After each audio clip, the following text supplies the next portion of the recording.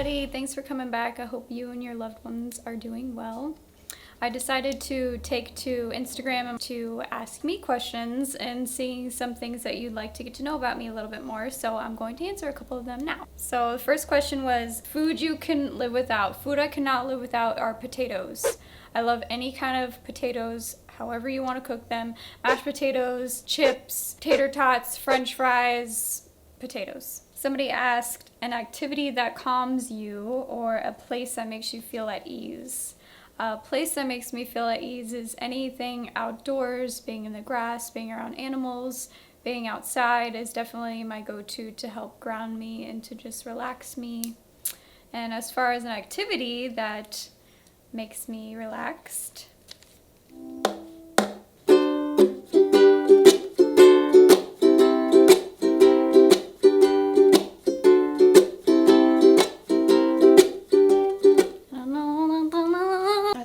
enough of that. Next question, somebody asked a song that makes you unconditionally happy, which I love that question. So I'm gonna play it for you right now.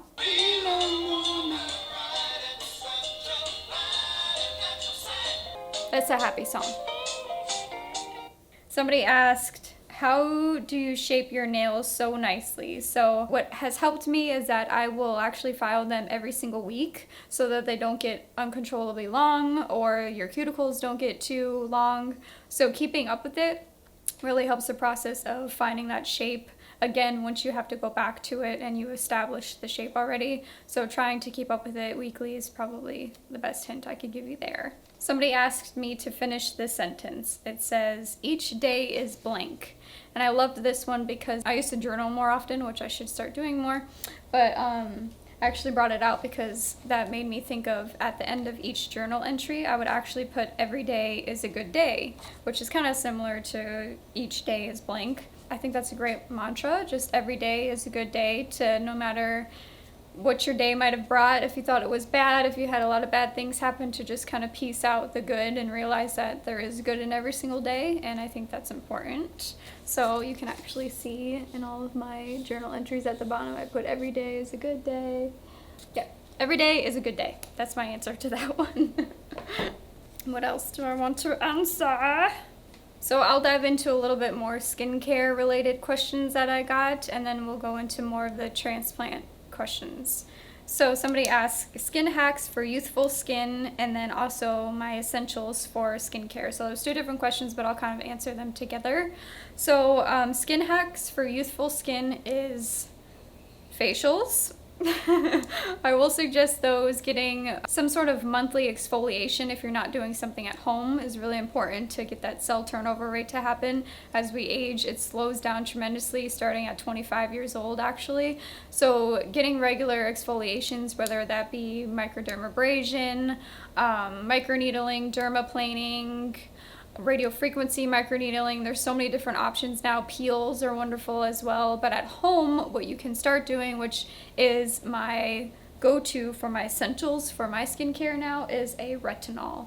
Retinols are awesome. Retinols are collagen producing, which we need as we age. They help the fading of sunspots, age spots, fine lines, wrinkles. It's kickstarting that skin to tell it to create new skin cells, create new skin growth, cell renewal. The one I'm using right now at home is by SkinCeuticals, which is a brand that we use at the spa that I work at currently, and I use a 0.5. This is my first retinol that I'm using, so I'm starting fairly low. They do actually start at 0.3, which if you have very sensitive skin, I would suggest you start with that.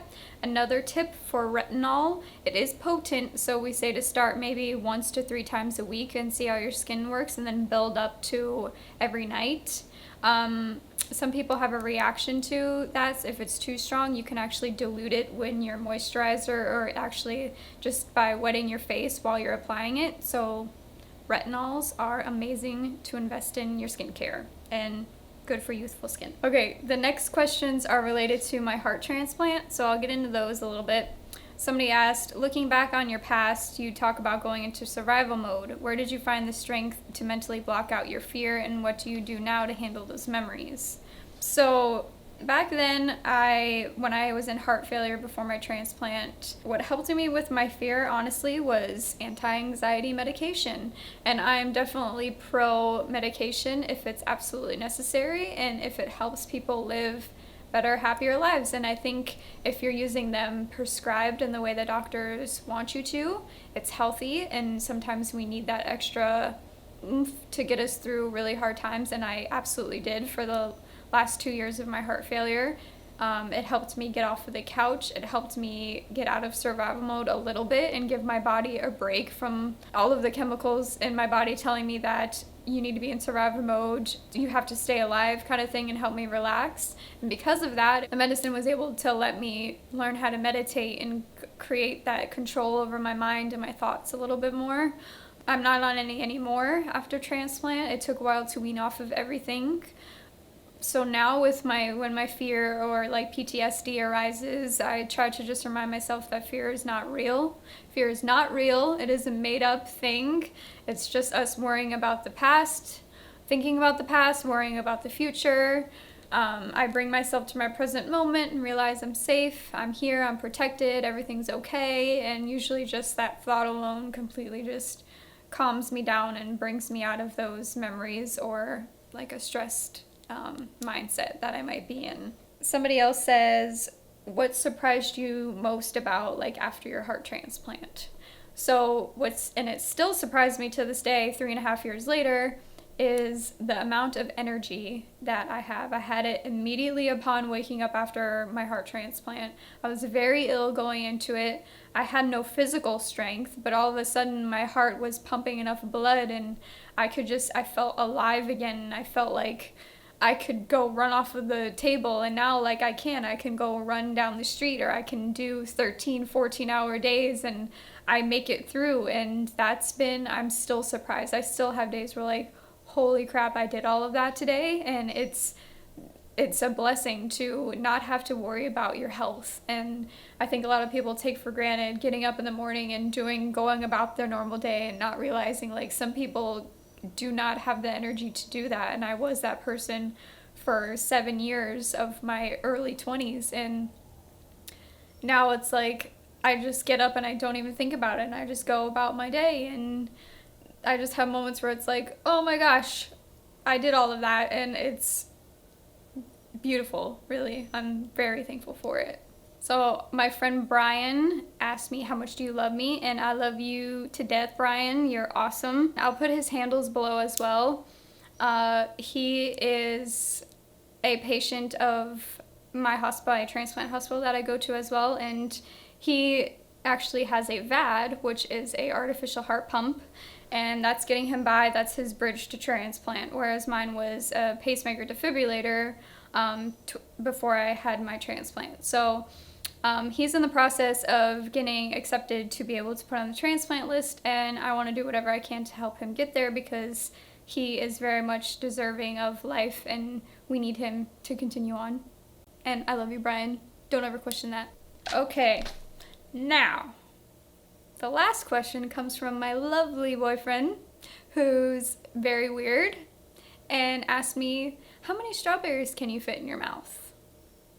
So we're about to find that out. Okay, so I cut up some strawberries already, and here they are. They're beautiful and they look delicious. And I'm just gonna put my hair back and we're gonna go for it and see how many strawberries I can fit in my mouth. Oh, this is ridiculous. Okay, here we go. One. Oh no. 2. Oh no. 3.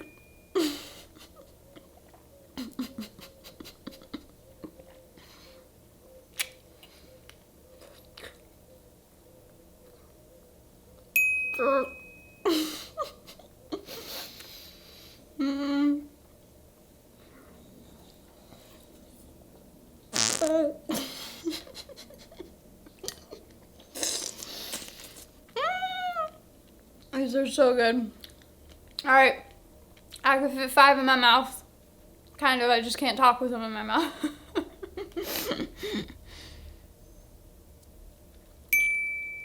I think that's it. Thanks everybody for watching. I just wanted to make a quick video today, just a little fun, like ask me questions. I hope everybody has a good rest of your day, and I will talk to you very soon.